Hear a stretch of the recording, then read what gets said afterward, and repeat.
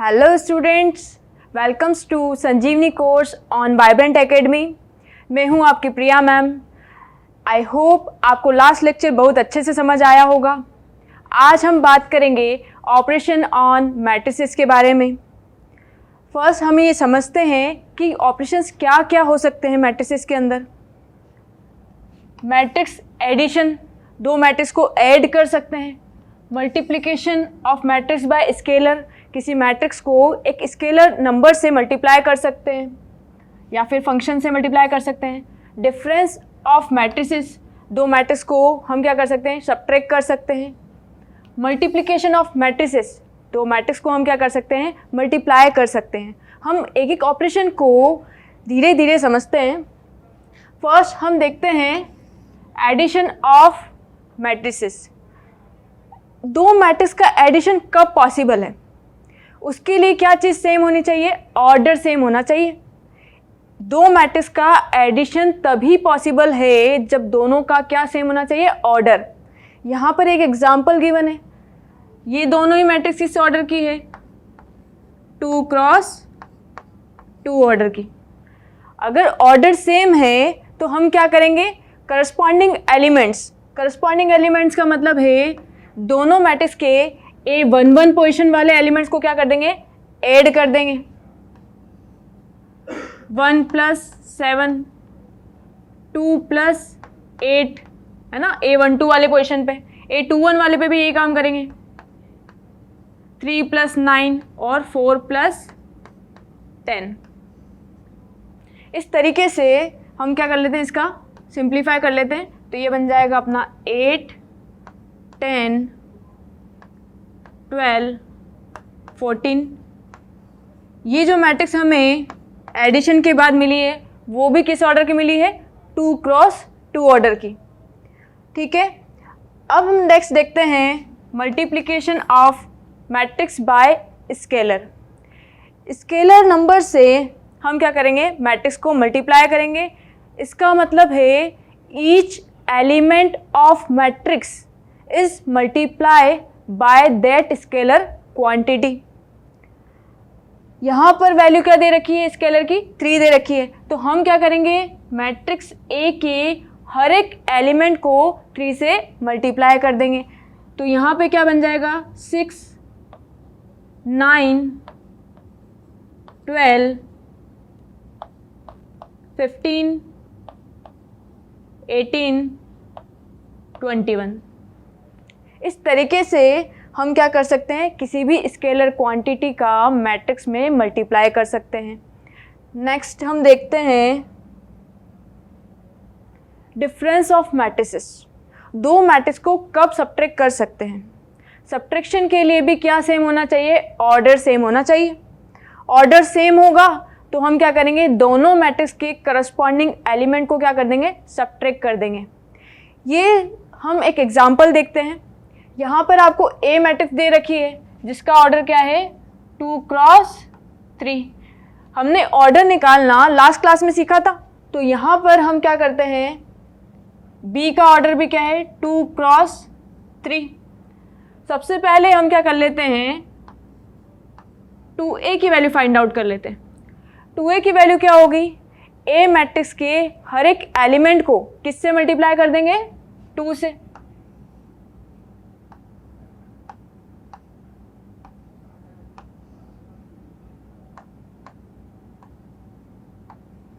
ये 2a की value होगी हमारी। अब हम क्या करें, 2a - b की वैल्यू फाइंड आउट करनी है। तो 2a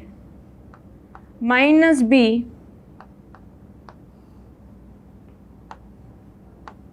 हम 2a की वैल्यू लिख देते हैं यहाँ पर। b का वैल्यू क्या है हमारा, 3 - 1, 3 -1, 0, 2।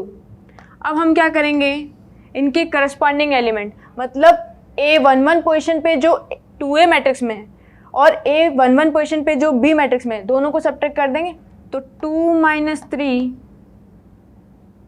4, एक माइनस इधर है और एक -1 के साथ है। तो ये क्या बन जाएगा, +1। 6 माइनस 3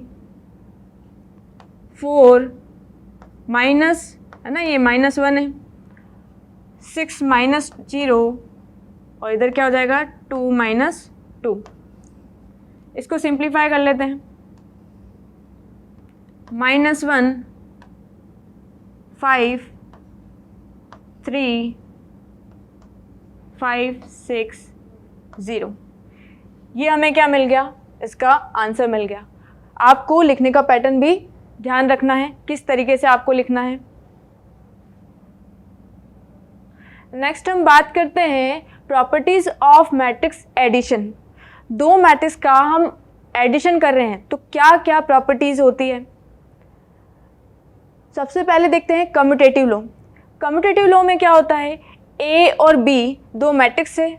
अगर हम क्या कर रहे हैं, ए को फर्स्ट में लिख रहे हैं, बी को सेकंड प्लेस पे लिख रहे हैं, तो ए प्लस बी का जो आंसर होगा वो सेम होगा किसके, बी प्लस ए के। तो ए प्लस बी और बी प्लस ए का आंसर क्या होता है, सेम होता है। ये क्या होता है, एडिशन जो होता है वो कम्यूटेटिव प्रॉपर्टी कंटेन करता है ना। एसोसिएटिव लो, एसोसिएटिव में क्या करते हैं, हम तीन मैट्रिक्स के बारे में बात करते हैं। तो तीन मैट्रिक्स हमने कौन सी ले ली, ए बी और सी। हम क्या करेंगे, किन्हीं दो मैट्रिक्स को पहले ऐड कर देंगे, देन हम क्या करेंगे, थर्ड मैट्रिक्स को ऐड करेंगे। यहाँ पे क्या करा है, पहले ए बी का ऐड कर दिया, फिर हम क्या कर रहे हैं, जो भी आंसर मिला उसमें सी का एडिशन कर दिया। ये किसके सेम होगा, अगर हम क्या कर दें, बी और सी को पहले ऐड कर दें, देन ए को ऐड करें, तो ये दोनों आंसर क्या होते हैं, सेम होते हैं। तो एडिशन ऑफ मैट्रिसेस में क्या प्रॉपर्टी होती है, एसोसिएटिव वाली प्रॉपर्टी होती है। नेक्स्ट हम देखते हैं एग्जिस्टेंस ऑफ आइडेंटिटी। अब एडिटिव आइडेंटिटी क्या होता है, अगर ए मैट्रिक्स में, है ना, एडिटिव आइडेंटिटी का मतलब क्या होता है कि ए मैट्रिक्स में क्या ऐड करोगे कि हमें फिर से क्या मिल जाए, ए मैट्रिक्स मिल जाए। तो ए मैट्रिक्स में क्या ऐड करें, किसी भी नंबर में क्या ऐड करोगे कि वही नंबर मिल जाए, तो वही आपको मैट्रिक्स के फॉर्म में सोचना है। तो हम क्या करेंगे, जीरो मैट्रिक्स को क्या कर देंगे, ऐड कर देंगे। जीरो मैट्रिक्स को ऐड करने से हमें क्या मिल जाएगा, वापस से ए मैट्रिक्स मिल जाएगी। जीरो मैट्रिक्स भी बोल सकते हैं, नल मैट्रिक्स भी बोल सकते हैं। और क्या करना है कि भाई ए मैट्रिक्स का जो ऑर्डर होगा वही क्या होगा, नल मैट्रिक्स का भी होगा, तभी तो हम क्या कर पाएंगे, एडिशन कर पाएंगे। तो जीरो क्या हो गई हमारी एडिटिव आइडेंटिटी। नेक्स्ट हम बात करते हैं एडिटिव इनवर्स के बारे में। अब आपको ये देखना है कि ए मैट्रिक्स में क्या ऐड करें, ए मैट्रिक्स में क्या ऐड करें कि हमें क्या मिल जाए, एडिटिव आइडेंटिटी। एडिटिव आइडेंटिटी अभी हमने देखा कि एडिटिव आइडेंटिटी क्या होती है, जीरो मैट्रिक्स होती है। तो भाई ए मैट्रिक्स में क्या ऐड करें कि जीरो मैट्रिक्स मिल जाए, तो हम क्या ऐड करेंगे, माइनस ए ऐड कर देंगे, है ना। उस मैट्रिक्स का क्या कर दो, माइनस कर दो, मतलब हर एक जो नंबर है उसको किससे मल्टीप्लाई कर दो आप, माइनस से। तो हमें क्या कहेंगे यहाँ पे, माइनस ए क्या हो गया, एडिटिव इनवर्स हो गया। नेक्स्ट हम बात करते हैं, एक एग्जांपल देखते हैं। x और y जो दो मैट्रिक्स है उनकी वैल्यू फाइंड आउट करनी है। आपने छोटी क्लासेस में दो इक्वेशन, है ना, टू इक्वेशन टू वेरिएबल वाले क्वेश्चंस करे हैं और उनके मेथड भी सीखे हैं। यहाँ पर ये दोनों इक्वेशन किस फॉर्म में है, मैट्रिक्स के फॉर्म में है, कैसे सॉल्व करेंगे वो देखते हैं। सबसे पहले क्या करते हैं, इसको इक्वेशन को नंबरिंग दे देते हैं हम। अब हम क्या करते हैं, x या फिर y दोनों में से किसी के कोफिशिएंट को इक्वल कर देते हैं, है ना। फर्स्ट मैट्रिक्स को किससे मल्टीप्लाई कर देते हैं हम क्या कर रहे हैं पहले कि x के कोफिशिएंट को इक्वल कर रहे हैं। तो हम क्या कर रहे हैं, यहाँ पर फर्स्ट इक्वेशन को 3 से मल्टीप्लाई कर दो, सेकेंड इक्वेशन को 2 से मल्टीप्लाई कर दो। इससे क्या होगा, LHS साइड में x की जो कोफिशिएंट्स है वो दोनों ही 6 बन जाएंगे। अब हम क्या कर देते हैं, इसको माइनस कर देंगे। माइनस करने से हमें किसकी वैल्यू मिल जाएगी, जो LHS साइड में सिर्फ y बच जाएगा, x हट जाएगा। तो यहाँ पर अब हम कर लेते हैं, तो यहाँ पे क्या बचेगा, 9 है ना, y में 9 बनेगा, उधर 4 बन जाएगा 2 से मल्टीप्लाई करने पे, और y मैट्रिक्स मिल गया हमें, x हट जाएगा। अब वही काम हम क्या करते हैं RHS साइड में भी कर लेते हैं। 3 से मल्टीप्लाई कर रहे हैं हम फर्स्ट इक्वेशन को,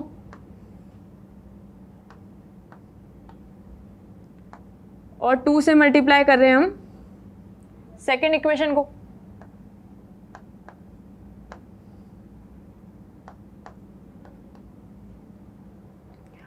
यहाँ पर क्या कर लेते हैं अपन, स्केलर मल्टीप्लिकेशन में क्या करते हैं, सारे जो नंबर्स हैं उस स्केलर क्वांटिटी से मल्टीप्लाई हो जाते हैं। तो ये बन जाएगा अपना 6, यहाँ पे क्या बनेगा 4, इधर बन जाएगा 9, इधर बनेगा प्लस का 4, इधर 12 बन जाएगा, 3 को 4 से करना है, और इधर क्या बनेगा प्लस का 2, यहाँ पर 0 बन जाएगा, और इधर -10। सिंप्लीफाई कर लेते हैं, तो सिंप्लीफाई करने पे ये कितना मिल रहा है आपको 2 और 13 14, ये -10। यहाँ पे वैल्यू क्या आ रही है 5y, y की वैल्यू निकाल लेते हैं। ये क्या मिलेगी आपको 2/5, 13/5,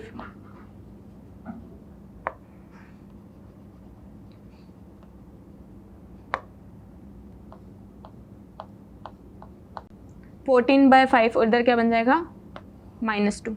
ये आपको y की वैल्यू मिल गई।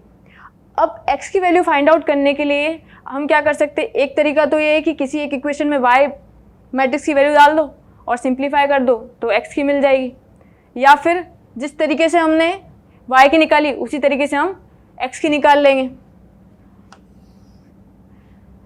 यहाँ पे क्या करते हैं हम, अब क्या करें, पहले हमने किसके कोएफिशिएंट को इक्वल बनाया था, x के कोएफिशिएंट को इक्वल बनाया था। अब क्या करें, y के कोएफिशिएंट को हम क्या करते हैं इक्वल बना देते हैं। फर्स्ट इक्वेशन को हम 2 से मल्टीप्लाई कर लेते हैं, और सेकेंड इक्वेशन को हम क्या करते हैं 3 से मल्टीप्लाई कर लेते हैं, है ना, ताकि क्या हो जाए, ये दोनों के कोएफिशिएंट y के क्या बन जाए 6 बन जाएंगे, और इक्वल बनेंगे, तो इक्वल बनते ही हम क्या कर देंगे सब्ट्रैक्ट, तो y हट जाएगा, x की वैल्यू में निकल जाएगी हमारी। तो x की वैल्यू क्या मिलेगी यहाँ पे हमारी 4 माइनस, इधर क्या वैल्यू है अपनी 9x। फर्स्ट इक्वेशन को आपने 2 से मल्टीप्लाई करा है, तो इसको सारे नंबर्स को मल्टीप्लाई करके लिख लेते हैं अपन। तो यहाँ बन जाएगा अपना 4 6 8 0।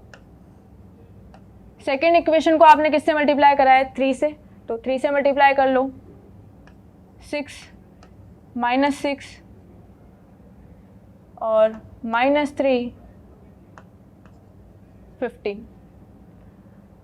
अब हम क्या कर लेते हैं, इनका सब्ट्रैक्शन कर लेते हैं। तो इधर क्या हो जाएगा 4 -6 -2 बन गया, इधर क्या हो जाएगा अपना प्लस का 12 हो जाएगा, इधर अपना 11 हो जाएगा, और ये बनेगा -15। यहाँ पे वैल्यू क्या हो गई -5 है x, तो x की वैल्यू क्या मिल गई हमें, डिवाइड कर देंगे और ये 1/5 बनेगा, और -1/5 से हर एक एलिमेंट को मल्टीप्लाई कर देंगे, तो ये क्या बन जाएगा 2/5 12/5 11/5, और ये बन जाएगा अपना, है ना, माइनस का होगा, ये माइनस ये प्लस, है ना, ये हमारी x और y की वैल्यू हो गई। इस तरीके से आपको बोर्ड एग्जाम में लिखना है। नेक्स्ट हम देखते हैं मल्टीप्लिकेशन ऑफ मैट्रिसेस। दो मैट्रिक्स का मल्टीप्लाई कब पॉसिबल है। हमें क्या समझना है कि अगर A matrix m cross n की है और B matrix n cross p की है, तो हमें क्या करना है, फर्स्ट मैट्रिक्स जो है उसके क्या होने चाहिए, नंबर ऑफ कॉलम, है ना, number of column in A matrix, है ना, जो फर्स्ट मैट्रिक्स है, और किसके इक्वल हो जाए, number of row in B matrix, जो सेकेंड मैट्रिक्स है उसके नंबर ऑफ रो के इक्वल हो जाए। ये जो वैल्यू है नंबर ऑफ कॉलम किसके इक्वल हो जाए, नंबर ऑफ रो, है ना। तो हम क्या कह देंगे, मल्टीप्लिकेशन पॉसिबल है जब इक्वल होंगे तो। और जो मल्टीप्लिकेशन के बाद हमें जो नई मैट्रिक्स मिलेगी सी मैट्रिक्स, उसका ऑर्डर क्या होगा, जो हमारी ए मैट्रिक्स थी एम क्रॉस एन की और बी मैट्रिक्स थी एन क्रॉस पी की, ये दोनों वैल्यू क्या हुई, इक्वल हुई। तो हमें जो मैट्रिक्स सी मिली उसका ऑर्डर क्या होगा, एम क्रॉस पी, इसका ऑर्डर होगा। और एक चीज़ आपको ये नोट डाउन करना है कि किसी केस में, है ना, अगर ए बी और बी ए दोनों डिफाइन है, ए बी और बी ए डिफाइन भी हो सकता है और नॉट डिफाइन हुआ तो उस केस की तो बात ही नहीं करेंगे, है ना। और डिफाइन है, अगर ए बी की वैल्यू भी डिफाइन है और बी ए का प्रोडक्ट भी हो रहा है, तो हम क्या करेंगे, अगर ज़रूरी नहीं है कि दोनों की वैल्यू क्या आए, इक्वल आए, हो भी सकती है इक्वल किसी केस में और नहीं भी हो सकती। अगर दो मैट्रिक्स ए और बी जिसमें ए बी का प्रोडक्ट, है ना, और बी ए का प्रोडक्ट डिफाइन है, तो ये नेसेसरी कंडीशन नहीं है कि दोनों की value A B equals to B A हो, है ना। ये कम्यूटेटिव लॉ हर केस में नहीं होता है मल्टीप्लिकेशन के केस में। नेक्स्ट हम देखते हैं प्रॉपर्टीज ऑफ मैट्रिक्स मल्टीप्लिकेशन, है ना। तो मल्टीप्लिकेशन में हमने ये देखा कि कम्यूटेटिव लॉ नहीं हो पा रहा है, ए बी बी ए के इक्वल भी कभी हो भी सकता है, कभी नहीं भी हो सकता है, इसलिए कम्यूटेटिव हम प्रॉपर्टी उसी चीज़ को कहेंगे जो हर केस में हो। कम्यूटेटिव नहीं होता है इसलिए यहाँ पे बात नहीं करेंगे, यहाँ पे एसोसिएटिविटी की बात करेंगे। एसोसिएटिविटी में क्या करते हैं, तीन मैट्रिक्स के बारे में बात करेंगे, ए बी और सी। अब क्या करेंगे, हम पहले किन्हीं दो मैट्रिक्स को मल्टीप्लाई कर लो। यहाँ पे क्या कर लेते हैं, हम पहले ए बी का मल्टीप्लाई कर लेते हैं, फिर जो आंसर आया उससे सी का मल्टीप्लाई कर देंगे। ये ओवरऑल जो आंसर मिलेगा वो किसके इक्वल होगा, अगर हम क्या करते हैं, बी और सी को पहले मल्टीप्लाई कर दें, फिर हम ए को मल्टीप्लाई करते हैं, तो ये दोनों आंसर क्या होते हैं, इक्वल आएंगे। तो मैट्रिक्स मल्टीप्लिकेशन में एसोसिएटिव लॉ होता है। डिस्ट्रीब्यूटिव लॉ में क्या होगा, दो मैट्रिक्स है और ए को क्या कर रहा है हमने, मल्टीप्लाई कर दिया, तो ये ए दोनों के साथ डिस्ट्रीब्यूट हो जाएगा, ए के साथ, बी के साथ भी और सी के साथ भी। यहाँ पे क्या बन गया, ए बी और ए सी। अगर सी आपने लिखा है ना, पहले ए आगे की तरफ लिखा था और सी को क्या करा, पीछे की तरफ, तो ये भी डिस्ट्रीब्यूट हो जाएगा, है ना। तो इसकी पोजीशन भी क्या रहेगी, पीछे रहेगी। यहाँ पे क्या बनेगा, ए सी और बी सी। नेक्स्ट हम देखते हैं existence of multiplicative identity. Identity का मतलब क्या होता है कि ए मैट्रिक्स में किस मैट्रिक्स का मल्टीप्लाई करें कि फिर से हमें क्या मिल जाए, ए मैट्रिक्स मिल जाए। अब ए मैट्रिक्स में किसका मल्टीप्लाई करें, तो हम क्या करेंगे, आइडेंटिटी मैट्रिक्स। लास्ट क्लास में हमने समझा था कि आइडेंटिटी मैट्रिक्स क्या होती है, ऐसी मैट्रिक्स जिसके क्या हो जाए, सारे डायगोनल एलिमेंट्स क्या हो जाए, 1 हो जाए और नॉन डायगोनल एलिमेंट्स क्या हो जाए, 0 हो जाए, उसको क्या कहेंगे हम, आइडेंटिटी मैट्रिक्स। तो ए मैट्रिक्स में आइडेंटिटी मैट्रिक्स का मल्टीप्लाई करने से हमें क्या मिल जाएगा, ए मैट्रिक्स। तो आई क्या कहलाया, मल्टीप्लिकेटिव आइडेंटिटी। आई मैट्रिक्स क्या बनी, मल्टीप्लिकेटिव आइडेंटिटी। नेक्स्ट हम देखते हैं, एक क्वेश्चन समझते हैं कि कैसे मल्टीप्लाई होगा। ए और बी मैट्रिक्स आपको गिवन है, तो ए मैट्रिक्स का ऑर्डर है 2 क्रॉस 2 और बी मैट्रिक्स का ऑर्डर है 2 क्रॉस 3। क्वेश्चन को करने से पहले आपको ये समझना होगा मल्टीप्लाई पॉसिबल है या नहीं।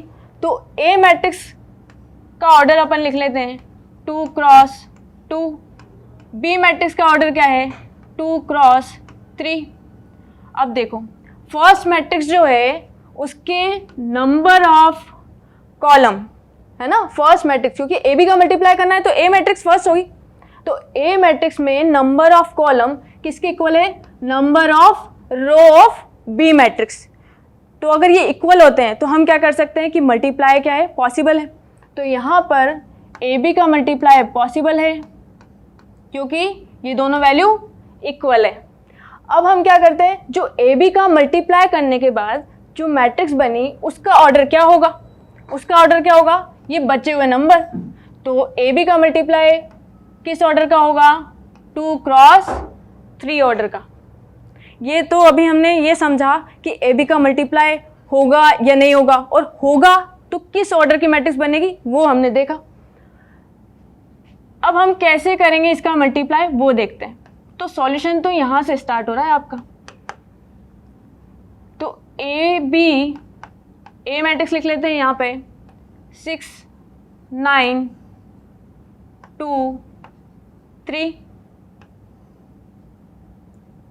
2 6 0 7 9 8। समझते हैं इनका मल्टीप्लाई कैसा होगा, है ना। सबसे पहले आपको क्या करना है, फर्स्ट मैट्रिक्स जो है उसकी रो को पकड़ लेना है। फर्स्ट मैट्रिक्स की रो को पकड़ लेंगे। अब हम क्या करेंगे, इसको मैं लेती हूँ R1 रो, और आपको क्या करना है, सेकंड जो मैट्रिक्स है उसके कॉलम से मल्टीप्लाई करके ऐड करना है। कैसे करना है देखते हैं। ये फर्स्ट कॉलम हो गया, ये सेकंड कॉलम और ये थर्ड कॉलम। सबसे पहले हम क्या करेंगे, फर्स्ट रो फर्स्ट कॉलम, है ना, R1 C1। अब क्या करना है आपको, 6 का मल्टीप्लाई 2 से, प्लस 9 का मल्टीप्लाई 7 से। ये आपने R1 C1 की वैल्यू निकाल दी। अब हम नेक्स्ट क्या करेंगे, R1 C2। R1 C2 में क्या करना है, रो को अभी इसको ही पकड़ के रखो, एक एक कॉलम को लेते जाएंगे, है ना। तो अब सेकंड कॉलम को देखते हैं। तो ये क्या बनेगा, 6 मल्टीप्लाई 6, 9 मल्टीप्लाई 9 बन जाएगा।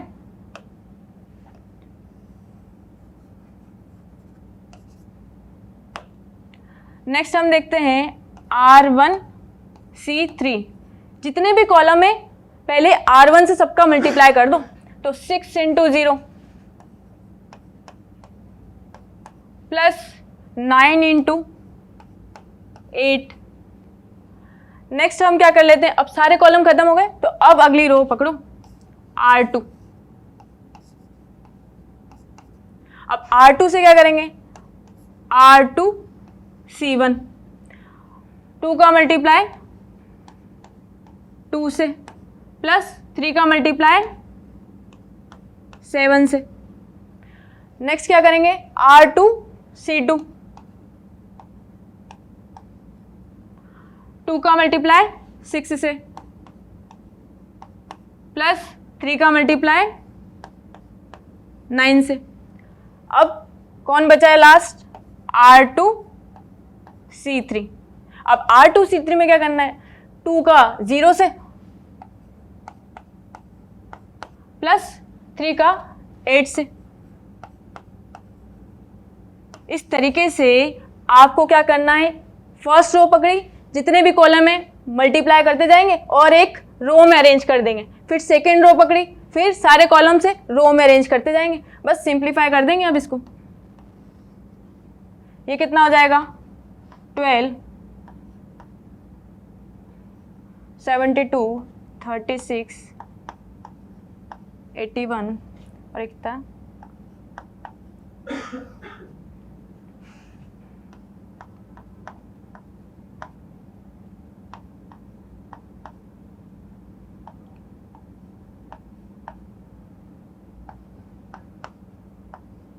इस तरीके से आप थोड़ा सा और सिंप्लीफाई कर लेना, इसका एडिशन कर लेना, तो आपको ए बी का प्रोडक्ट फाइंड आउट हो जाएगा।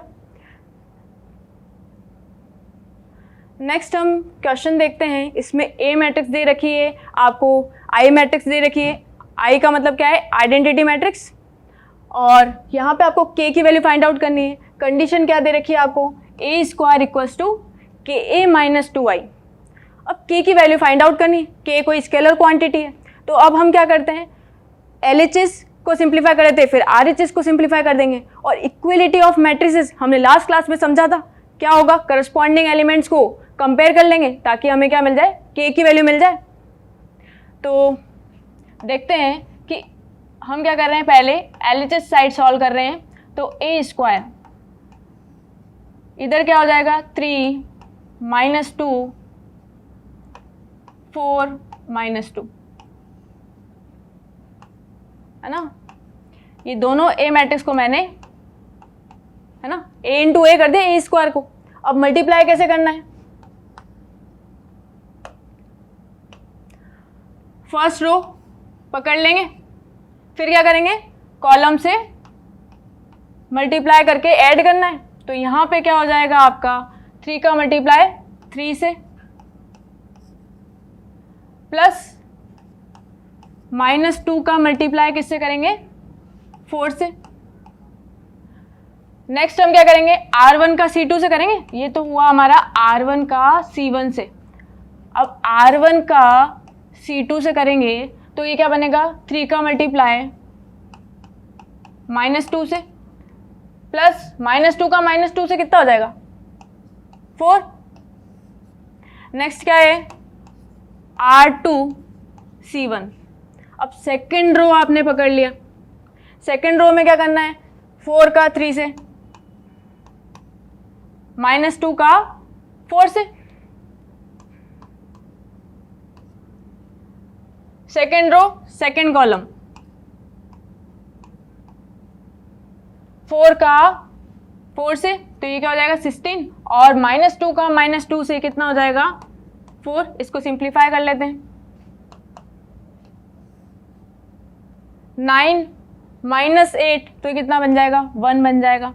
6 है ना -6 + 2 तो -2 बनेगा ये। 12 - 8 4 बन गया, ये कितना बनेगा 20। तो ये हमने क्या करा एलएचएस साइड सॉल्व कर लिया। अब आरएचएस की बात करते हैं। आरएचएस में आपको क्या दिख रहा है KA - 2i। अब K कोई स्केलर क्वांटिटी है, KA का मतलब क्या हुआ A मैट्रिक्स के हर एक एलिमेंट्स को किससे मल्टीप्लाई करना है K से। तो यहाँ पे क्या बनेगा 3k - 2k 4k - 2k। ये क्या बनेगा i से मल्टीप्लाई कर लेते, तो इधर से है ना i को 2 से मल्टीप्लाई कर दिया तो 2 0 0 2। अब क्या कर लेते हैं यहाँ पे subtraction 3k - 2 -2k 4k -2k -2। इस तरीके से आपने क्या करा आरएचएस को सिंप्लीफाई कर लिया। अब क्या कर लें अपन एलएचएस इक्वल आरएचएस। तो दोनों मैट्रिक्स को इक्वल क्या कर लेते हैं करस्पॉन्डिंग एलिमेंट्स को कंपेयर कर लेते हैं। तो ये A11 और ये A11 पोजीशन पे है, तो हमारा क्या हो जाएगा 1 = 3k - 2। तो k की वैल्यू क्या मिल जाएगी आपको है ना, इधर जाएगा 3 3/3 1, तो k की वैल्यू क्या मिल गई आपको 1। इस तरीके से आपको बोर्ड एग्जाम में लिखना है। नेक्स्ट हम क्वेश्चन समझते हैं। यहाँ पे क्या दे रखा है कि एक बुक शॉप है जहाँ पे 3 टाइप की बुक्स है, केमिस्ट्री की, फिजिक्स की और इकोनॉमिक्स की। उनके नंबर्स दे रखे कि इतनी इतनी बुक्स है आपके पास दर्जन में, है ना। और आपको उनकी क्या दे रखी है सेलिंग प्राइस गिवन है कि सेलिंग प्राइस क्या क्या दे रखी है उन्होंने कि यहाँ पे 80 60 और 40 हर एक बुक की अलग अलग प्राइस बता रखी है कि केमिस्ट्री बुक की 80 है, फिजिक्स बुक की 60 है, इकोनॉमिक बुक्स की क्या है 40 है। और टोटल अमाउंट कितना बुक शॉप को है ना फाइंड मतलब जो बुक शॉपकीपर है उसको कितना अमाउंट मिलेगा। यहाँ पे अगर ये मैट्रिक्स मेथड से नहीं बोलता तो ये क्वेश्चन आपने छोटी क्लासेस में भी करा है। वहाँ पे क्या होता था आपको नंबर ऑफ बुक्स दे दी और एक की प्राइस बता देते, तो हम क्या कर लेते टोटल अमाउंट के लिए मल्टीप्लाई कर देते थे। अगर मैट्रिक्स में नहीं करते क्वेश्चन को तो हम किस तरीके से करते कि जैसे केमिस्ट्री की बात करते हैं, केमिस्ट्री की कितनी बुक्स है? 10 दर्जन। दर्जन को आप बदल लो, है ना, तो कितने हो जाएंगे? 10 इंटू 12, तो 120 बुक्स है टोटल। और एक की प्राइस कितनी दे रखी है आपको? 80 दे रखी है। तो आप क्या करो, 120 को 80 से मल्टीप्लाई कर दो। उसी तरीके से फिजिक्स में और इकोनॉमिक्स में भी मल्टीप्लाई करके तीनों अमाउंट को ऐड कर देते तो टोटल अमाउंट फाइंड आउट हो जाता। बट यहाँ पे क्या है, आपको मैट्रिक्स फॉर्म में लिखना है और किस तरीके से लिखना है वो समझना होगा। देखते हैं क्या करते हैं। पहले तो हमें लैंग्वेज में से ही, है ना, आपको कुछ सेलेक्ट करके यहाँ पे वर्ड लिखने। तो नंबर ऑफ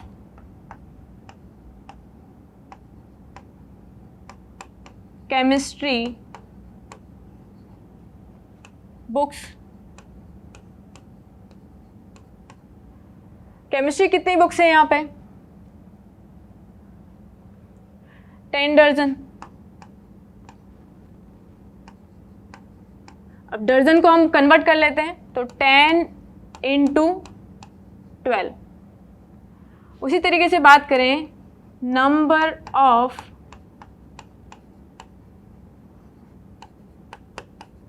फिजिक्स बुक कितनी है? 8 दर्जन, है ना, तो 8 को मल्टीप्लाई कर लेंगे 12 से। नेक्स्ट उन्होंने क्या गिवन है? नंबर ऑफ इकोनॉमिक्स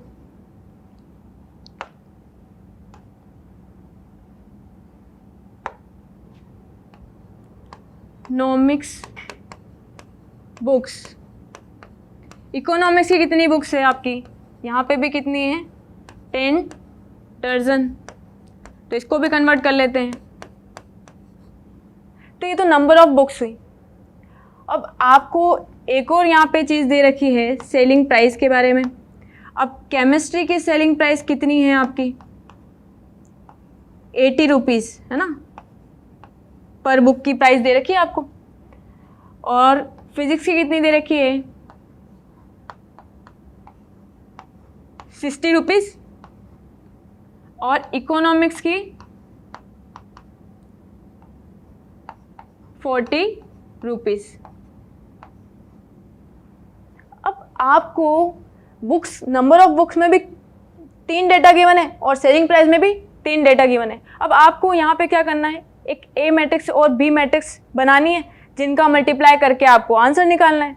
अब ये पता करो कि किस ऑर्डर की बनानी है ना, पहले तो यही करना है अपने को, फिर बाद में बनाएंगे। तो आप ये समझो, मुझे क्या करना है, ए मैट्रिक्स और बी मैट्रिक्स का ऑर्डर पता करना है कि किस ऑर्डर की ए मैट्रिक्स होगी और किस ऑर्डर की बी मैट्रिक्स होगी। उससे पहले आपको ये पता हो कि आपको आंसर किस ऑर्डर का चाहिए। आंसर उन्होंने क्या कहा है? Total amount. टोटल अमाउंट एक फिक्स, एक ही अमाउंट होगा, तो ये किस ऑर्डर में लिखेंगे? 1 क्रॉस 1 में। अब आप किस तरीके से ए मैट्रिक्स और बी मैट्रिक्स के ऑर्डर को डिसाइड कर देंगे? तो यहाँ पे क्या होगा, इसको लिख लेते हैं 1 क्रॉस 3 और इसको लिख लेते हैं 3 क्रॉस 1, ताकि फर्स्ट मैट्रिक्स के number of column second matrix के नंबर ऑफ रो के इक्वल हो जाए और मैट्रिक्स मल्टीप्लाई हो सके। और मल्टीप्लाई होके हमें किस ऑर्डर का आंसर मिलता है? 1 क्रॉस 1 का, है ना।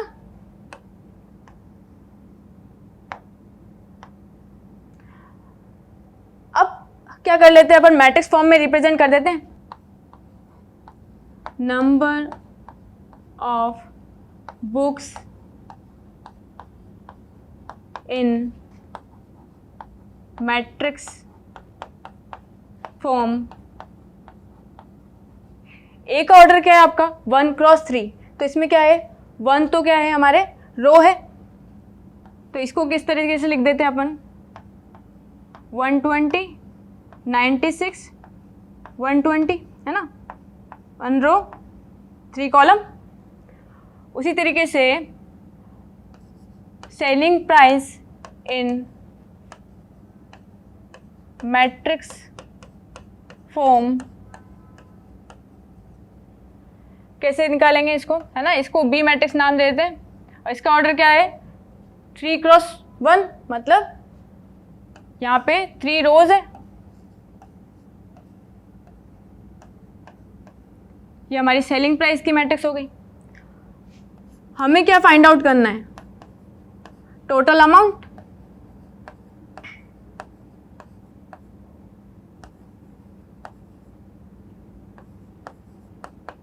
शॉपकीपर को कितना टोटल अमाउंट मिला, तो आप क्या करो, ए मैट्रिक्स का मल्टीप्लाई किससे कर देंगे?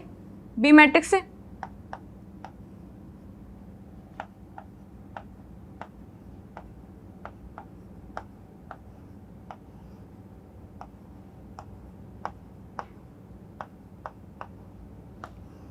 मल्टीप्लाई कर देते हैं।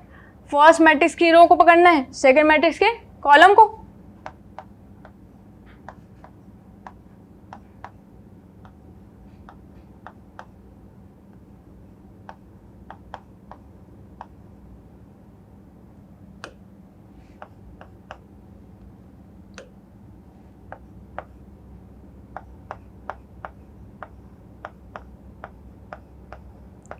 अब इसको सिंप्लीफाई कर लेते हैं। सिंप्लीफाई करके आपको क्या आंसर मिलेगा? ठीक है, आज के लिए इतना ही। नेक्स्ट क्लास में जल्दी मिलते हैं। तब तक आप इस टॉपिक की प्रैक्टिस करते रहिए और कीप स्माइलिंग। Thank you.